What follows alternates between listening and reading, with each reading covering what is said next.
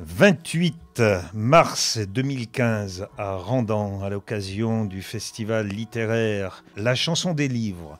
Et nous voici en compagnie de Laurent Ballandra. Bonjour. Bonjour. Vous n'êtes pas un artiste, mais vous vous occupez des artistes. Absolument. Des auteurs et des compositeurs. Qui parfois sont aussi chanteurs, mais pas forcément. Vous avez un parcours intéressant. Vous êtes parti du côté du théâtre. Oui. Et à Villefranche-sur-Saône. Oui, la ville de Biolay. Oui, parce que quand on est ado en province et qu'on veut faire un métier artistique, c'est le plus simple. Il y a toujours un cours de théâtre quelque part. Donc c'est la première chose qu'on fait, mais c'était sans vocation particulière. Après, radio associative. Ouais, ça c'était intéressant. Parce que la radio associative dans les années 80, c'était le plein essor. Et avec des anciens de la radio pirate. Et ouais, j'ai beaucoup appris, je me suis fait toute ma culture musicale là. Enfin une grosse partie en tout cas. Parce que d'un seul coup, c'était plus ce qu'on entendait sur les antennes classiques. Donc il y avait une énorme discothèque, je piochais dedans tout le temps, je découvrais des tas d'artistes. Et c'était l'essor aussi de tous les gros labels indépendants qui vraiment représentaient une scène très importante. Vous êtes né en 1969, Ouais. Pour expliquer un petit peu l'époque, là c'est les années 80, milieu 80. Est-ce qu'on peut penser que vous avez aimé écouter Serge Gainsbourg pour après reprendre les deux noms Bonnie and Clyde, parce que vous avez monté un petit spectacle, Bonnie and Clyde. Gainsbourg, ça a été la rencontre artistique magistrale. De ma vie. Ouais. Ça a tout changé. C'est-à-dire qu'avant, j'écoutais des choses qui passaient à la radio. Après Gainsbourg, j'ai découvert qu'on pouvait faire des chansons hors format. En fait, j'ai découvert Gainsbourg par L'Homme à tête de chou, donc qui est un album conceptuel qui raconte une histoire où des chansons peuvent faire 7 ou 8 minutes. Et ça a changé complètement ma vision de ce qu'était un artiste musical. Des chansons qui n'étaient pas au standard, au format de la radio. Pas du tout. Non, qui passaient nulle part. Donc découvrir ça a été un vrai choc. Ouais.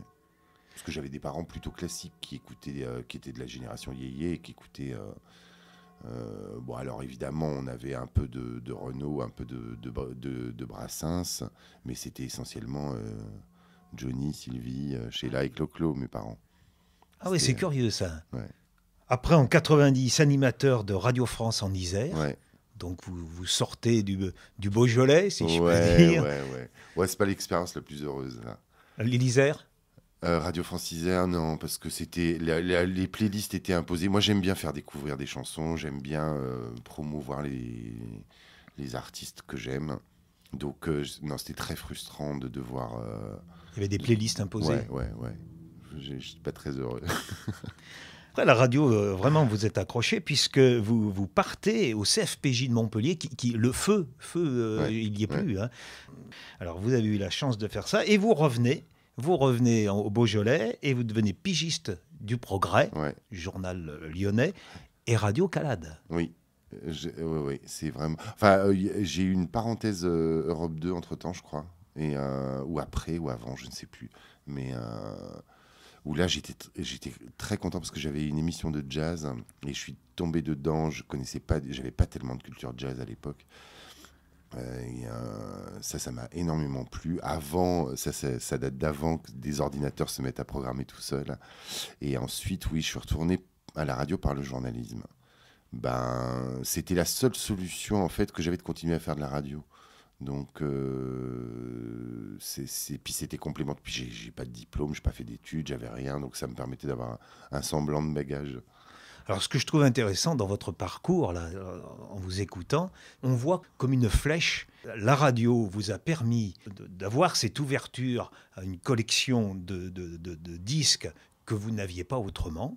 Deuxième couche, c'est le jazz. Et c'est par la radio. Ça, c'est fabuleux. Ça. La radio, c'est pour... Enfin, ce qui me concerne, hein, je trouve que c'est le média le plus exceptionnel que l'homme ait inventé. S'il n'y a pas de contraintes, on n'est pas... je trouve que la télé ou Internet, ça accapare visuellement, ça déconnecte. Le poids de l'image est trop important. La radio, ça permet de rêver. Enfin, même si, hélas, on arrive aujourd'hui à filmer les émissions de radio, ce que je trouve désolant, mais pendant des années, je fantasmais sur les voix radiophoniques, sur Gérard Cyr, Claude Villers. Moi, Un petit Non. peu après, je suis Ah pardon, excusez-moi. désolé. Zut, je parle de moi là, j'écoute pas mon invité. Non, moi, c'était beaucoup. Moi, c'est les années Foulquier avec Hélène Azera, avec Didier Varro, des voix de radio comme Isabelle Motro, Chris. Oui, Chris, absolument. Enfin bon, voilà. Bon, j'écoutais beaucoup Inter. Puis aussi, curieusement, pas mal RMC à une époque où c'était Alain Chabat, Jacques Pessis, toute une équipe après qui s'est retrouvée à réinventer la télé, le spectacle. Et, c'était assez rigolo. Et on va pas dire tout naturellement, mais si je continue ma flèche, ça vous amène après à devenir quelqu'un qui programme, qui fait de la programmation avec ce bagage que vous avez acquis dans les journées, au Sentier des Halles, s'il vous plaît. Ouais. Là, c'est une chance Inouïe. Oui. Et en plus, à une époque où le Sentier des Halles faisait tout un tas de partenariats avec la francophonie, donc ça m'a permis d'aller en Suisse, en Belgique, au Québec, de découvrir tout un pan de la scène francophone, curieusement qu'on ignore en France, ce qui me désole. Et encore, ce sont les pays finalement avec lesquels on a le plus de communication. Mais quand je pense aux Antilles, à la Réunion, à la Nouvelle-Calédonie, enfin, il y a la France fait quand même le tour du globe et la francophonie encore plus. Et je trouve qu'on est très, très, très fermé en France sur ces cultures. Il y a le syndrome quand même de la centralisation, hein, même pour la francophonie. Oui, enfin pas tellement parce que tous les autres pays francophones grandissent avec Léo Ferré, Baudelaire et Victor Hugo. C'est nous qui ne sommes pas ouverts dans l'Hexagone. Et puis vous devenez directeur artistique, Universal Music. Alors là, vous vraiment, je ne vais pas dire c'est le bâton de maréchal, mais on vous donne un certain pouvoir. Oui, pas tellement. Ah, pas tellement. Nuancé. Expliquez-nous les bémols. Les bémols, c'est que c'est une grande entreprise, qu'il y a une vraie hiérarchie. Alors, je me suis amusé, j'ai pu faire à peu près ce que je voulais, mais c'est quand même plein de contraintes. Et non, c'est pas... non, j'ai pas eu l'impression d'avoir le pouvoir. J'ai vraiment eu l'impression d'avoir dû me battre pour imposer des choix. Alors après, c'est comme ça tout le temps, partout. Ouais. Mais c'était pas plus facile qu'ailleurs. Donc là, si on continue l'histoire de la progression, vous avez appris comment négocier? Non, j'ai appris d'abord ce que c'était que l'édition musicale, parce que c'était un métier que j'ignorais. Je savais même pas que ça existait. J'ai appris quelle était... ça m'a fait un très bon carnet d'adresses, forcément, évidemment. Ça m'a permis de rencontrer tout un tas de personnages passionnants. Parce qu'il y a des gens passionnés dans les maisons de disques. On a toujours l'impression que c'est une entité virtuelle et qu'il n'y a pas d'individu, comme si c'était un espèce de monstre hybride. Or, des rencontres comme Jean-Philippe Allard, Daniel Richard, qui sont des patrons de labels passionnés, passionnants, qui signent des artistes qui défendent envers et contre tout. Non, j'étais très admiratif. Là, vous avez utilisé un mot de jargon. Pardon. Signe. Non, mais c'est amusant. On signe un artiste. Ouais. C'est-à-dire que forcément, dans l'industrie musicale, on se retrouve à contractualiser, à s'engager. Il y a des enjeux économiques qui sont importants. Il faut rendre des comptes parce qu'on appartient à un groupe, encore une fois, très hiérarchisé. Et d'ailleurs, ça inverse complètement le rapport de force parce que du coup, ce sont les maisons de disques qui proposent ou les éditeurs qui proposent des contrats. L'artiste a l'impression presque d'être un employé. Est-ce que vous pouvez expliquer ici au micro la différence entre un producteur et un éditeur? C'est vrai que pour le consommateur lambda, c'est pas toujours très clair. Mais même pour les gens du métier, c'est pas toujours très clair, je vous rassure. Parce que c'est fluctuant. Non, pas du tout. Le producteur, il s'occupe d'artistes, de chanteurs. Donc, il va produire une fixation à un temps X ou Y. Et l'éditeur s'occupe d'auteurs et compositeurs. Donc, ceux qui font les chansons, qui peuvent éventuellement être aussi chanteurs, mais pas automatiquement. Donc, c'est deux métiers différents. Le producteur, il est là pour produire un produit, comme son nom l'indique, donc généralement un disque. L'éditeur, il est là pour promouvoir une œuvre. Alors après, ça peut passer évidemment par un disque, mais pas uniquement. Et parfois, ces deux fonctions, c'est la même personne qui assure. Non. Jamais. Pas jamais. Ça arrive parfois que des producteurs aient leurs propres éditions musicales, mais en tout cas au sein d'une major comme Universal, c'est évidemment pas le cas, et c'est souvent l'apanage, on va dire, des labels indépendants qui sont obligés de multiplier leurs activités parce qu'une seule serait pas économiquement viable, mais sinon la pratique généralement fait que un auteur, compositeur, interprète peut avoir un éditeur et un producteur qui, si possible, vont être différents. Aujourd'hui, dans le salon, là, vous êtes assis à quelques mètres de Pierre Barroux. Ah ouais. Sarava, production, édition. Je vais vous dire la vérité, Sarava, c'est ce qui a un peu déclenché tout chez moi quand je suis arrivé à Paris. Parce qu'en fait, si je me suis retrouvé au Sentier des Halles, c'est parce que Pierre Barroux et Philippe Albaret ouvraient une école des arts du spectacle vivant. Que j'avais entendu ça à la radio, que j'avais voulu absolument participer pour rencontrer Pierre Barroux, parce que je trouvais que c'était un modèle de finalement créateur, producteur, éditeur très marginal et à la fois très audacieux. Pour ceux qui ignorent, c'est celui qui a permis à Brigitte Fontaine, à Areski, à Jacques Higelin, à David McNeil, à Jean-Roger Cossimon. Enfin, on pourra en citer, parce qu'il y a aussi Nana Vasconcelos, ou j'ai même pas tout le catalogue en tête, mais c'est complètement impressionnant, le catalogue de Pierre Barroux. Toujours fait de façon très dilettante, c'est-à-dire sans être agressif, sans avoir des méthodes adoptées des écoles de commerce. Il a sa petite formule, il y a des années où l'on veut prendre son temps. Non, il y a des années où on en a envie de ne rien faire. On a envie de ne rien faire.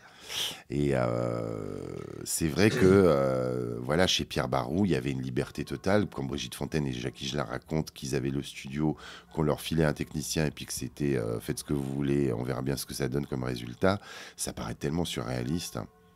Et déjà à l'époque, et encore plus aujourd'hui. Et c'est toujours le même esprit, c'est son fils qui... Oh, c'est plus compliqué que ça. Ils sont plusieurs, mais bon, c'est toujours le même état d'esprit, avec hélas, aujourd'hui, des contraintes économiques qu'il n'y avait pas à l'époque.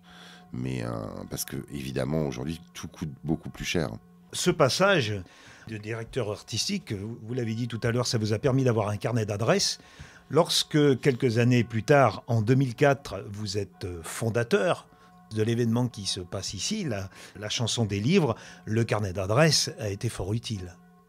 Oui, ça c'est certain. Et c'est aussi en partant du principe qu'il y avait tout un tas d'artistes qui n'étaient pas présents médiatiquement, insuffisamment présent médiatiquement, insuffisamment reconnu et très apprécié du public, qu'on a voulu fonder ce salon avec Baptiste Vignol.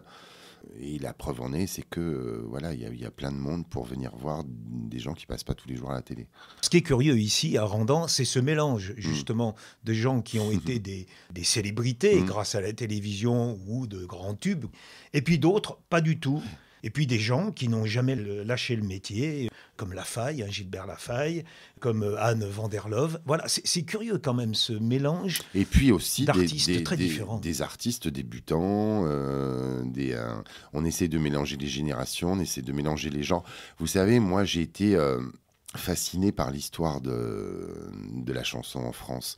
Et pendant très longtemps, jusque dans les années 70, il y avait des cabarets où les artistes se côtoyaient, et de tous les genres, de tous les styles, puisqu'il y avait aussi bien des chanteurs que des musiciens, que des humoristes. Donc, tous les artistes des années 50 aux années 70 se sont mélangés, se connaissaient, se fréquentaient. Ils passaient des fois dans 3, 4, 5 cabarets par soir. Ils couraient le cachet, comme on dit. C'est vrai que l'industrie musicale qui a complètement explosé dans les années 80 en devenant prépondérante sur tout le reste, a modifié la donne. Chacun est dans son coin, dans son genre, avec son public. Donc du coup, on manque de lieux de rencontre. Et là, ce matin, Pierre Barroux me disait que ça faisait 30 ans qu'il n'avait pas revu Jean-Jacques Debout, alors qu'ils avaient été cul et chemise pendant des années. Ils étaient comme deux gosses de se revoir. Rien que pour ça, franchement, moi je suis comme un gosse aussi de les voir. se retrouver et partager un moment et vivre un week-end au milieu de rien. C'est bien parce que bon, pour fréquenter d'autres festivals, on a l'impression qu'il y a des petites chapelles. On essaie de les casser avec Baptiste, on a Voilà. toujours été... Moi, encore une fois, ma culture musicale, celle de mes parents, c'est les yéyés, et la mienne, ça a été vraiment d'aller vers des artistes, on va dire, alternatifs et marginaux.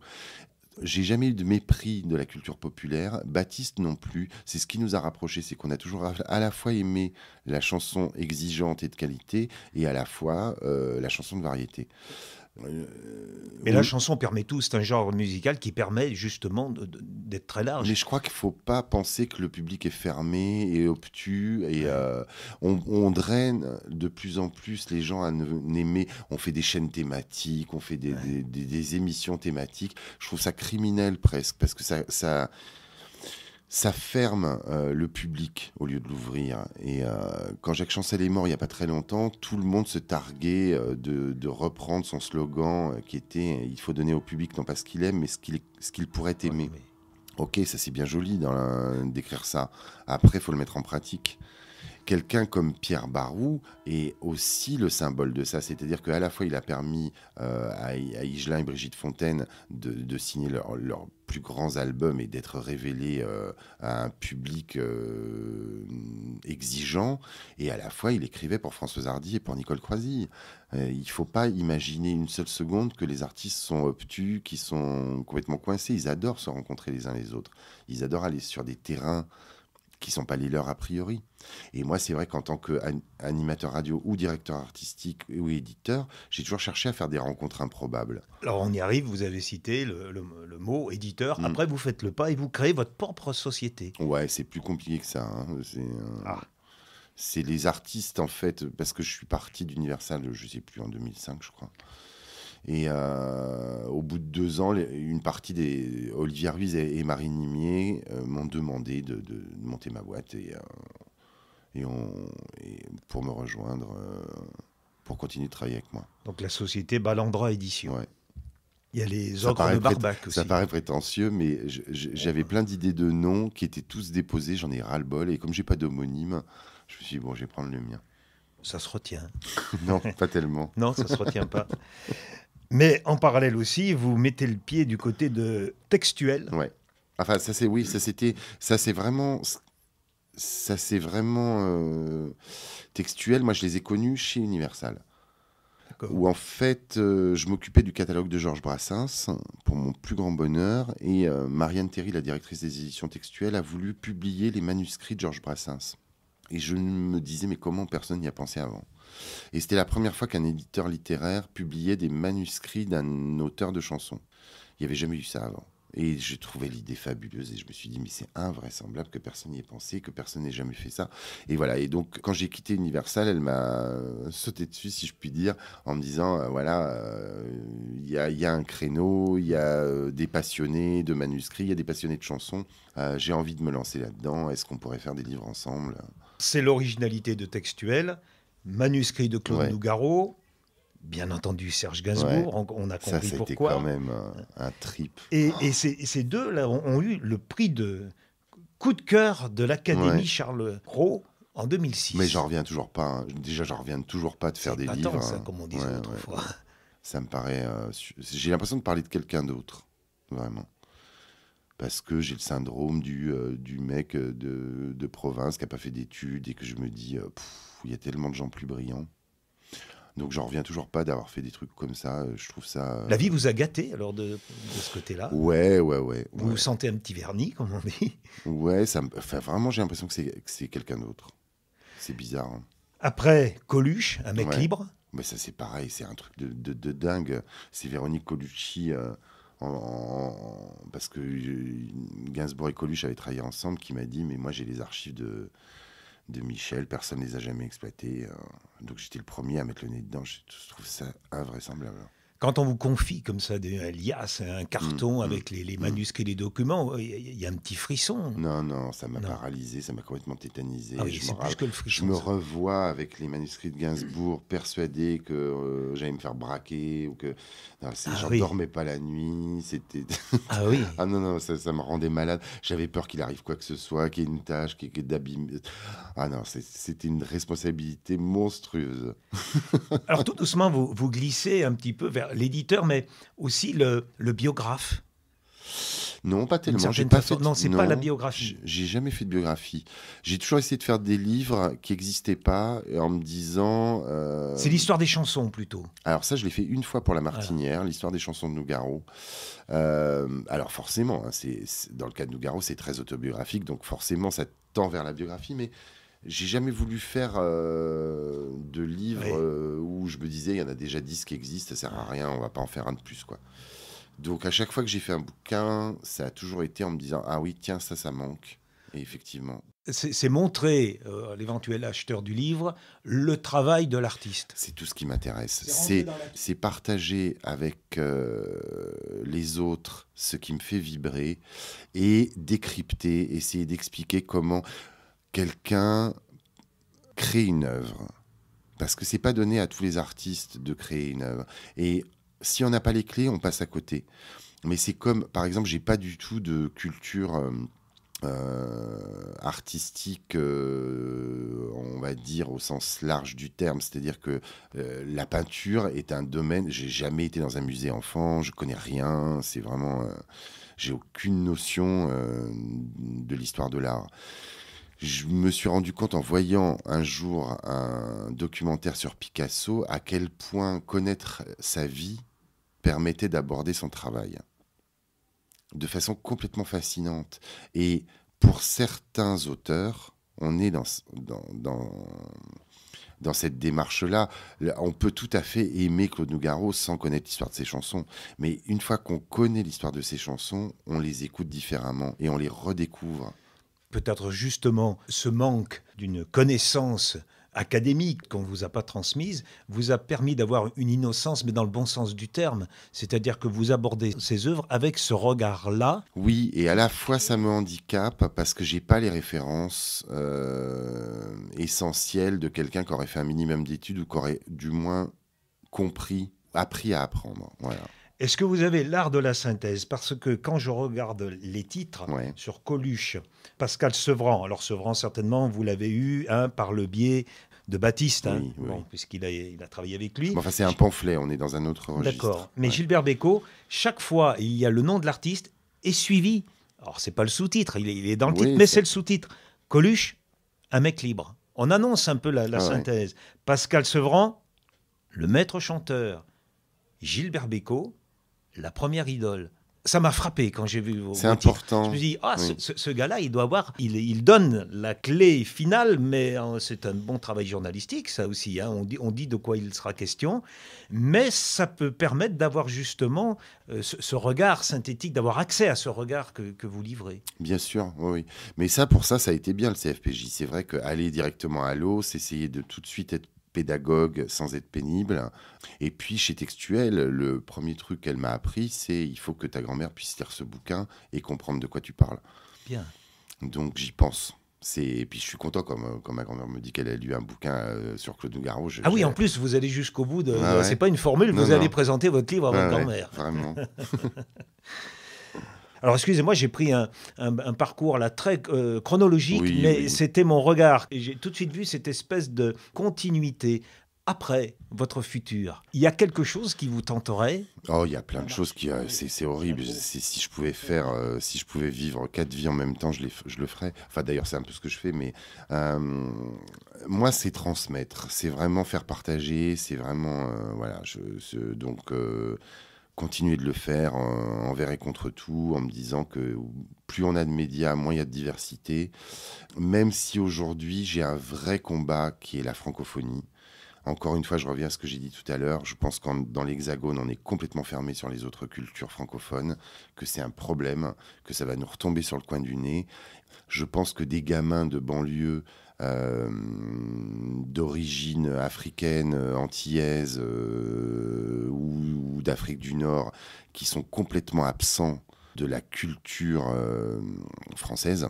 C'est une des clés du problème qu'on vit en ce moment. Je refuse de croire que dans les pays francophones, quels qu'ils soient, il n'y ait pas de génie à la hauteur de nos génies français. C'est pas possible. Donc, faut qu'on les connaisse, faut qu'on les identifie, faut qu'on en parle. Et comment les atteindre? C'est très simple, il suffit d'être un peu curieux, c'est tout, et de pas se prendre en permanence pour le nombril du monde. Mais je vous promets, moi qui connais bien la Belgique et le Québec, que des écrivains exceptionnels, des cinéastes fabuleux, des auteurs, compositeurs, interprètes qui ont des leçons à nous donner, il y en a. Et on ne les connaît pas, je trouve ça dramatique. Je suis en train de découvrir en ce moment la littérature antillaise, il y a des merveilles. Alors évidemment, ça demande un petit effort. Et évidemment, il faut aller chercher les expressions locales, il faut essayer de comprendre un peu ce que dit l'autre et de ne pas regarder ça en disant « ouais, on comprend rien, ils ont un accent, on comprend rien. Ouais, ok, d'accord. » Citation de Jean d'Ormesson. Ouais. On a le droit à la culture, mais ce n'est pas un devoir. Moi, je crois que c'est un devoir. Moi, je crois que c'est un devoir, que c'est un vrai danger, le fait de ne pas être ouvert à ce niveau-là. Je pense que c'est pas possible qu'un gamin passe 16 ans ou 20 ans à l'école et soit complètement absent de la culture. C'est un vrai drame. C'est un vrai drame. C'est là où beaucoup de choses se jouent. Il faut vraiment que ça redevienne le cœur du débat. La pédagogie, elle se fait à tous les niveaux, tous les jours, tout le temps. Mais c'est un sacerdoce et ça doit l'être. C'est pas possible de faire ça en n'ayant pas conscience de l'importance de la mission. C'est pas un métier, c'est un sacerdoce. Et si on n'a pas cette vocation de transmettre, cette vocation de déguiser à la curiosité et au savoir, autant faire autre chose. Je veux dire, on n'est pas obligé de faire prof. Et la transmission familiale? Mais la transmission familiale, écoutez, moi je viens d'une famille où déjà c'était compliqué d'avoir accès à la culture. On ne peut pas compter là-dessus. La télé fait exactement le travail de sape inverse, majoritairement, hein, bien sûr, hein, pas tous. Il faut avoir des clés, il faut avoir de l'aide. On ne peut pas compter sur une famille qui déjà a des difficultés pour avancer dans la vie, pour se faire sa culture. C'est pas possible. On est en 2015 aujourd'hui. On a tous les supports possibles et imaginables dont on se sert sans avoir même idée de comment ça fonctionne. Il faut aiguiser les gamins à la curiosité, c'est vital. Dans un salon comme ici à Randan, lorsqu'on regarde les visiteurs, ils sont d'une certaine génération. On a quelques trentenaires, mais on n'en a pas beaucoup. C'est très représentatif. Ouais. C'est bien le problème. C'est-à-dire qu'aujourd'hui, on se retrouve face à des générations d'ados où on se dit, oh bah, après tout, l'école a qu'à faire son boulot, les parents qu'à faire le leur. Mais non, on est tous concernés par ça. On a tous un rôle à jouer.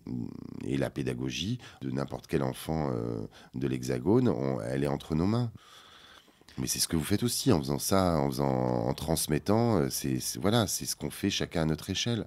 C'est pas suffisant. Est-ce qu'on pourrait imaginer à Randan, j'en sais rien, je balance une idée comme ça, qu'il y ait par exemple le vendredi après-midi quelque chose qui pourrait se faire en lien ouvert aux scolaires? Bien sûr, sauf que là, on se retrouve dans exactement le problème. Enfin, je ne vais pas me lancer dans la politique, mais quand même, on se retrouve dans le problème très français. C'est-à-dire que Randan, il n'y a pas de public scolaire. Hein, donc une école primaire, c'est tout. Hein. Voilà. Donc après, il faut aller trouver un partenariat avec la région qui s'occupe des collèges, qu'il y a des conflits, parce que là, on est entre deux départements, qu'ensuite, il y a des conflits gauche-droite complètement absurdes qui rentrent en ligne de compte. Enfin bref, on se retrouve finalement avec exactement la difficulté de la France à vouloir essayer de faire des choses, mais il y a tellement de barrières et administratives et politiques que au final, tout est compliqué. Et c'est plus simple dans les pays francophones que vous connaissez? Ça le semble en tout cas. Après, j'y vis pas, donc il y a forcément des pour et des contre, mais on voit très bien que un Québécois, il a la culture française, la culture américaine et la culture québécoise. C'est une richesse inouïe. C'est invraisemblable. Nous, on n'est même pas capable de savoir ce qui se passe en Suisse et en Belgique, alors que ce sont des pays qui au Luxembourg, ça touche la France. Ça parle français. On sait même pas qui y a. Non, tout est tellement cadré, structuré, compartimenté. Bon, C'est aussi, ça fait partie des réflexions à avoir. On veut l'Europe, ok, c'est bien joli, mais dans la réalité, dans le quotidien, déjà rien que traverser l'Allier, c'est un problème. C'est pas négatif, Non, c'est un appel justement à réagir. complètement. Laurent Ballandra, j'ai été très heureux de vous entendre. Ravi. C'était un moment bien agréable. Donc on va s'arrêter là et on vous souhaite un bon festival. Non, c'est pas un festival, un bon salon. Merci.